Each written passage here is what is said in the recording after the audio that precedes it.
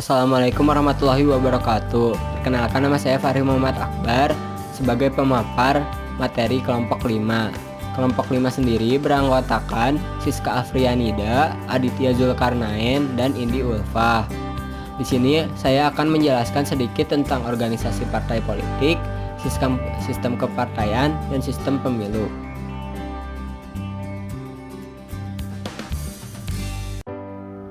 Pertama, saya akan menjelaskan pengertian organisasi partai politik.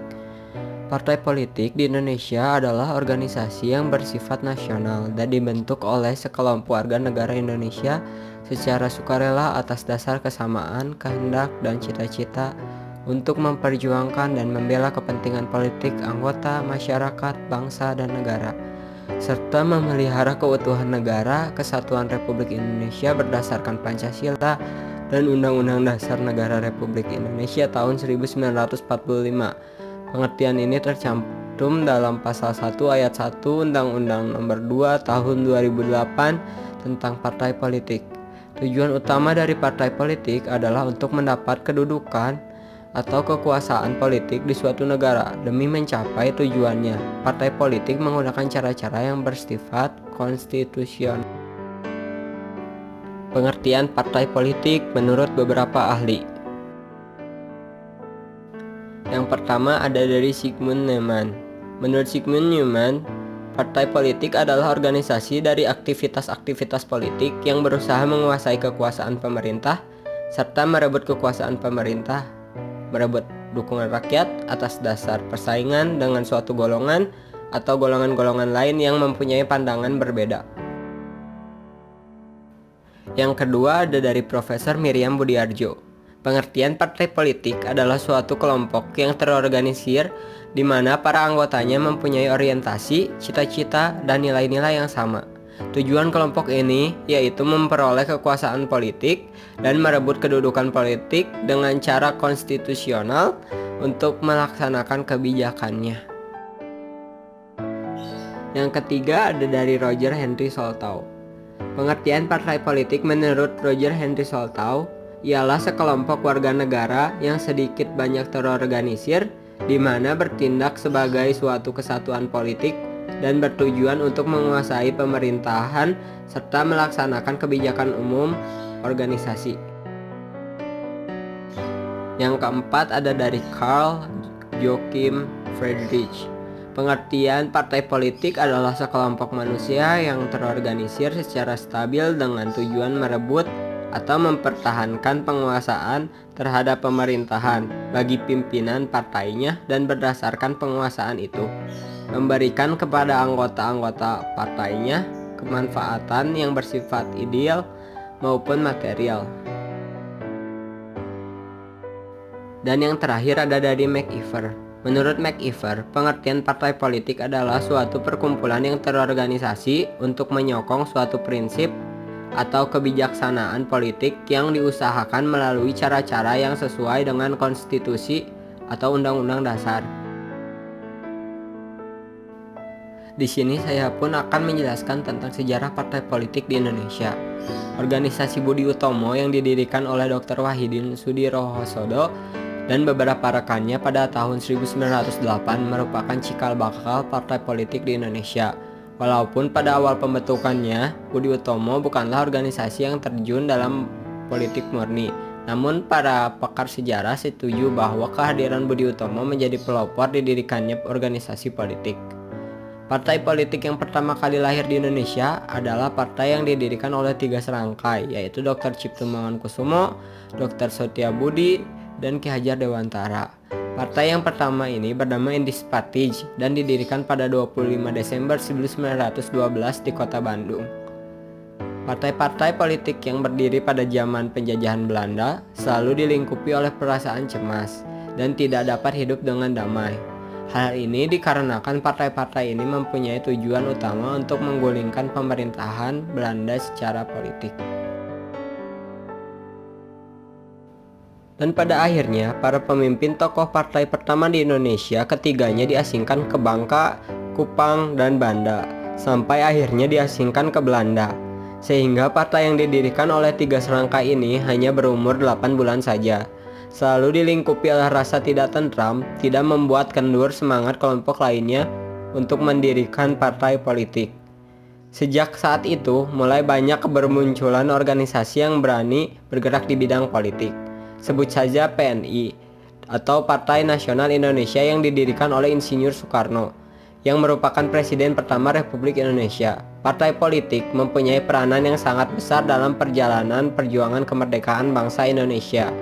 Saat ini, partai politik di negara kita sudah tidak lagi bertujuan untuk membebaskan diri dari penjajah, namun bertujuan untuk membebaskan setiap rakyat Indonesia dari berbagai macam masalah-masalah pemerintahan, termasuk dalam sektor ekonomi, sosial, dan lain-lainnya. Macam-macam partai politik di Indonesia. Yang pertama ada PDI Perjuangan, selanjutnya ada Gerindra, dan ada Partai Amanat Nasional.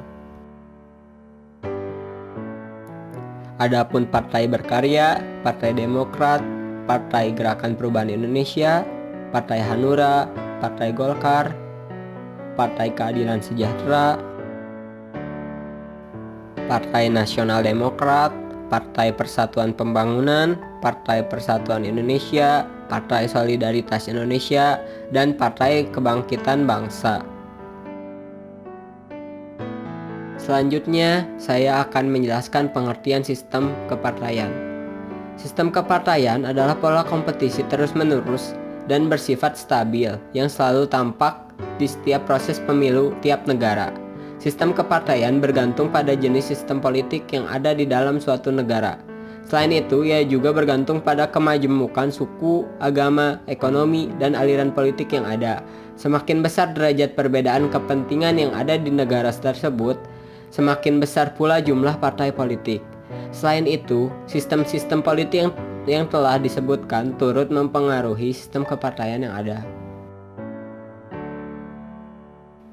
Adapun fungsi dari partai politik, yang pertama sebagai sarana komunikasi politik, yang kedua sebagai sarana sosialisasi politik, yang ketiga sebagai sarana rekrutmen politik, yang keempat sebagai pengatur konflik, yang kelima sebagai sarana partisipasi politik, dan yang terakhir sebagai sarana untuk melakukan kontrol politik.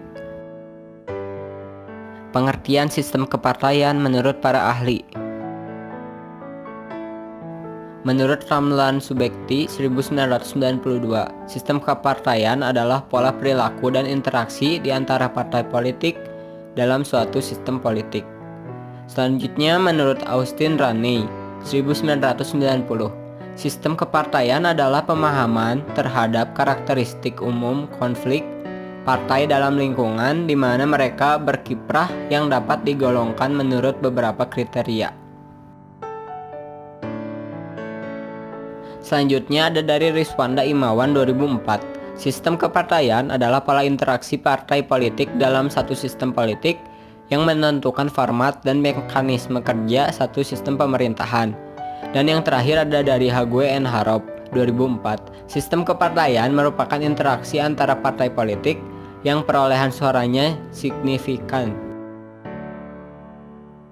Sistem kepartaian Indonesia menganut sistem multipartai. Aturan ini tersirat dalam pasal 6A ayat 2 Undang-Undang Dasar 1945 yang menyebutkan bahwa presiden dan wakil presiden diusulkan oleh partai politik atau gabungan partai politik. Frasa gabungan partai politik mengisyaratkan paling tidak ada dua partai atau lebih yang bergabung untuk mengusung seorang calon pasangan presiden dan wakil presiden dan bersaing dengan calon lain yang diusulkan partai-partai lain. Ini artinya sistem kepartaian di Indonesia harus diikuti oleh minimal 3 partai politik atau lebih. Sejak era kemerdekaan, sebetulnya Indonesia telah memenuhi amanat pasal tersebut. Melalui keputusan Wakil Presiden nomor 10 tahun 1949, pemilihan umum pertama tahun 1955 diikuti oleh 29 partai politik dan juga peserta independen. Pada masa pemerintahan Orde Baru, Presiden Soeharto memandang terlalu banyaknya partai politik yang menyebabkan stabilitas politik terganggu. Maka Presiden Soeharto pada waktu itu memiliki agenda untuk menyederhanakan jumlah partai politik peserta pemilu. Pemilu tahun 1971 diikuti oleh 10 partai politik Dan pada tahun 1974 peserta pemilu tinggal 3 partai politik saja. Presiden Soeharto merestrukturisasi partai politik menjadi 3 partai, yaitu Golkar, PPP, dan PDI, yang merupakan hasil penggabungan beberapa partai. Walaupun jika dilihat secara jumlah, Indonesia masih menganut sistem multipartai, namun banyak ahli politik menyatakan pendapat sistem kepartaian saat itu merupakan sistem kepartaian tunggal. Ini dikarenakan meskipun jumlah partai politik masa Orde Baru memenuhi syarat sistem kepartaian multipartai, namun dari segi kemampuan kompetisi ketiga partai tersebut tidak seimbang. Pada masa reformasi 1998, terjadilah liberalisasi di segala aspek kehidupan berbangsa dan bernegara. Politik Indonesia merasakan dampak serupa dengan diberikannya ruang bagi masyarakat untuk merepresentasikan politik mereka dengan memiliki hak mendirikan partai politik. Banyak sekali partai politik yang berdiri di era awal reformasi.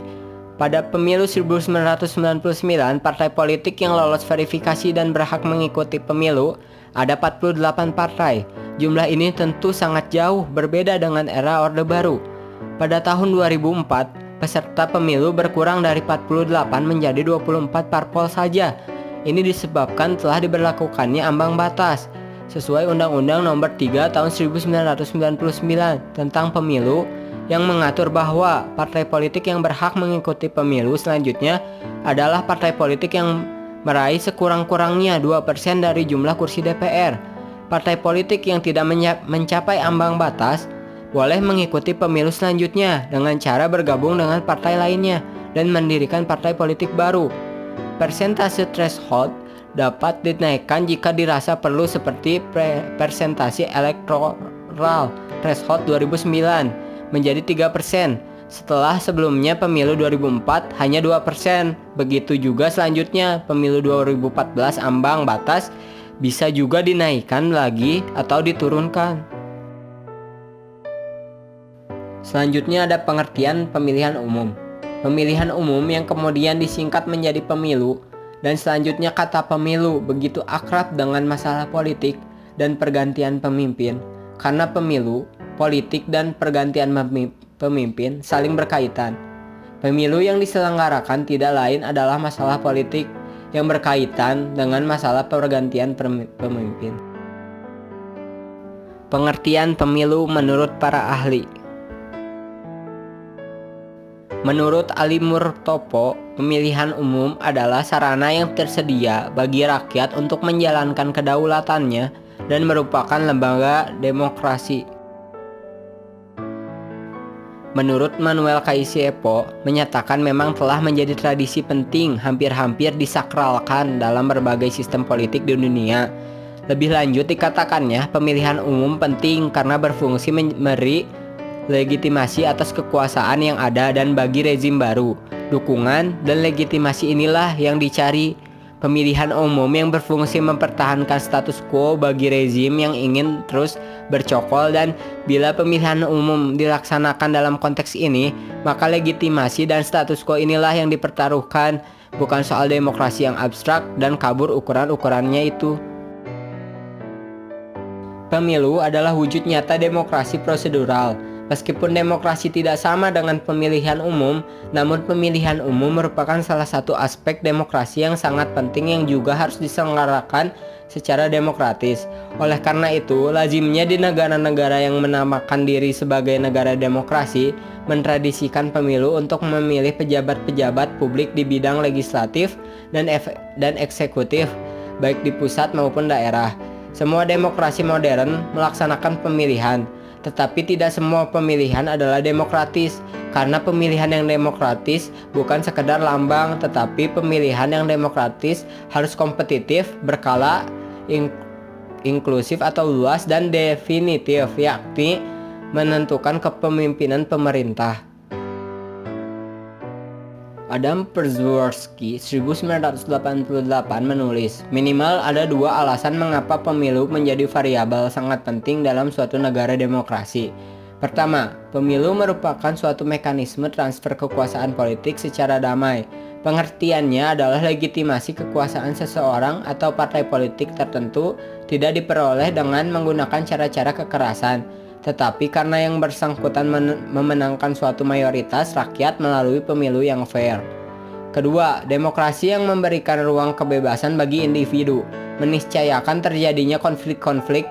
Pemilu dalam konteks ini hendaknya melembagakannya khususnya berkenaan dengan merebut dan mempertahankan kekuasaan agar konflik-konflik tersebut diselesaikan melalui lembaga-lembaga demokrasi yang ada.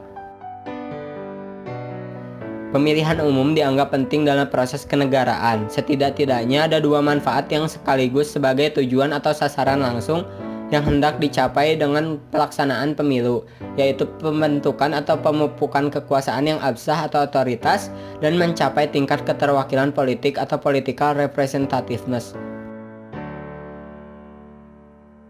Arbisanit menyimpulkan bahwa pemilu pada dasarnya memiliki 4 fungsi utama, yakni yang pertama, pembentukan legitimasi penguasa dan pemerintah, yang kedua, pembentukan perwakilan politik rakyat, yang ketiga, sirkulasi elit penguasa, dan yang terakhir, pendidikan politik.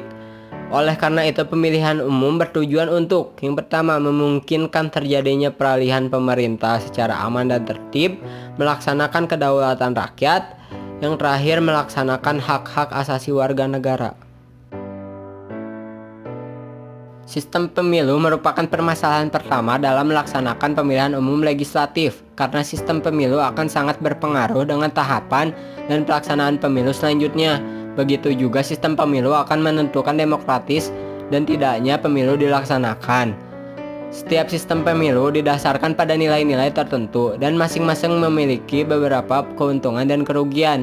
Sebenarnya tidak ada sistem pemilu ideal yang cocok di negara manapun, tetapi semua sistem itu memang mempunyai satu hal yang sama, yaitu suatu proses pengembangan atau reformasi sistem pemilu agar pemilu mempunyai legitimasi dan demokratis.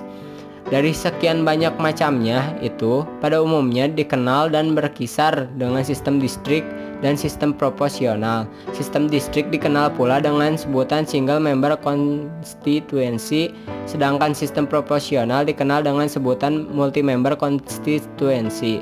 Artinya bahwa di setiap daerah pemilihan dipilih beberapa wakil.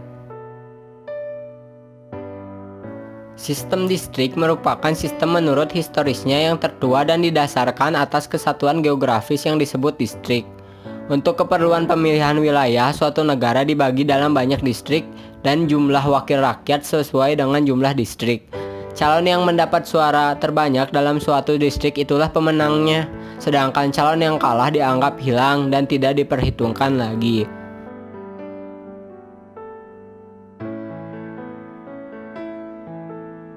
Menurut Sri Sumantri, sistem pemilihan umum distrik akan berlaku hal-hal seperti berikut.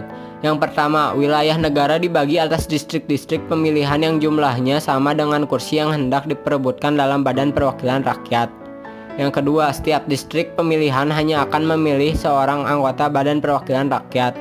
Yang ketiga, seorang calon terpilih apabila dia dapat memperoleh suara terbanyak. Yang keempat, pemilihan umum dilakukan sekali jalan. Dan yang terakhir, sisa suara yang diperoleh dalam distrik pemilihan yang satu tidak dapat digabungkan dengan suara yang diperoleh dalam distrik pemilihan yang lain.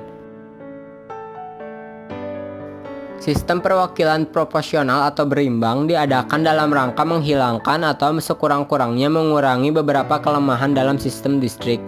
Dalam sistem berimbang, jumlah kursi yang diperoleh oleh suatu partai politik sesuai dengan jumlah yang didapatnya. Untuk mendapatkan jumlah kursi yang diperolehnya ditentukan suatu perbandingan. Secara umum, mekanisme sistem pemilihan proporsional diterapkan dengan cara kerja sebagai berikut. Yang pertama, menentukan alokasi jumlah kursi pada satu daerah pemilihan atau provinsi. Yang kedua, menentukan besarnya kuota untuk menentukan berapa suara yang dibutuhkan partai politik agar mendapat satu kursi di parlemen. Besarnya kuota ini bergantung pada jumlah penduduk dan jumlah kursi yang diperebutkan.